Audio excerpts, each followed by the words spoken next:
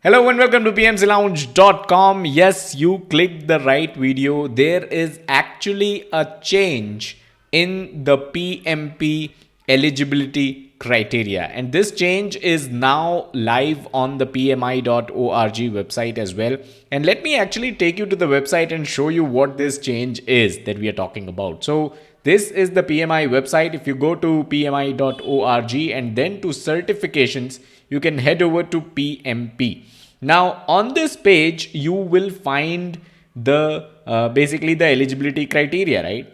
And it says before you apply, make sure you meet the following sets of PMP certification requirements: a 4-year degree. And I know in India we don't have 4-year degrees because that is not standard. You do have engineering degree, which is a 4-year degree. You have doctor's degree, which is actually 5.5 year degree. But usual bachelor degrees, the graduations, they are actually 3 years. But PMI has clearly mentioned that you should have a 4-year degree. So a 4-year degree, this was actually, nothing has changed when it comes to this requirement. Nothing has changed. It was always there. You always have to have a 4-year degree if you were to be eligible for the PMI's PMP exam, right? If you have 3 years, then the next set of eligibility rules, eligibility criteria apply to you. So if you have engineering, you're good there. You have met the first requirement, which is a 4-year degree. And this is the change. Like I said, a 4-year degree, this was always there, but this is a change. 36 months leading projects.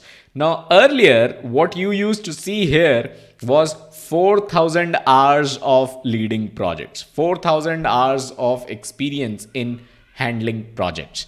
Now, what happened was a lot of people actually work on multiple projects at the same time, and they might be, doing 1.5 shifts working on different kind of projects, and they may be able to clock 4,000 hours in lesser time. But if you take a 40-hour work week, then you would need close to 3 years of project management experience to be eligible for PMP.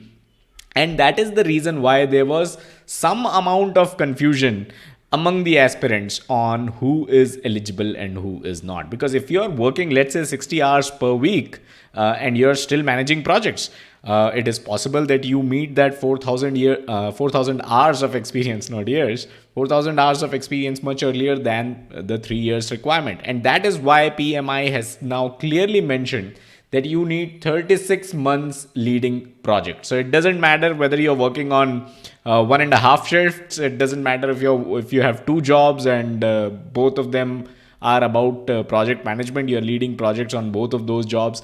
It doesn't matter. What you need now is 36 months leading projects. And then, of course, there's 35 hours of project management education, training, or CAPM certification. A lot of people confuse this with 35 PDUs. And if you see, PMI is not asking for PDUs here. PDUs is something that PMI asks for when you have already cleared your PMP exam. You need to basically accumulate 60 PDUs in 3 years and report it to PMI to keep your PMP certification active. So you don't need PDUs per se when it comes to preparing for the PMP exam or being eligible for the PMP exam. What you need is 35 hours of project management education or training, as simple as that. But if you have CAPM certification already, then you don't even need it. And we are talking about PMP here, right? So if you have CAPM, then you don't have to go through the 35 hours of project management education or training. Now, like I said earlier, a lot of bachelor degrees here in India are 3-year degrees and they are not 4-year degrees. And in that case, you should have an high school diploma or an associate's degree or whatever is the global equivalent, because you don't have a 4-year degree essentially, right?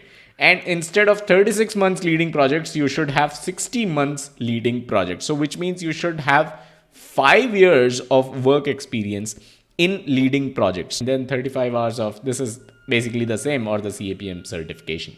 So this is the updated PMP prerequisites, PMP criteria, the eligibility criteria for the PMP exam. The PMI has gone away with the hours. Now what they want is months of experience, 36 months of experience or 60 months of experience. So I hope you found this video helpful. Smash that like button if you got value out of it. Subscribe to our channel if you haven't done so already, and don't forget to check out our website pmclounge.com, the #1 free PMP resource. Thank you and have a nice day.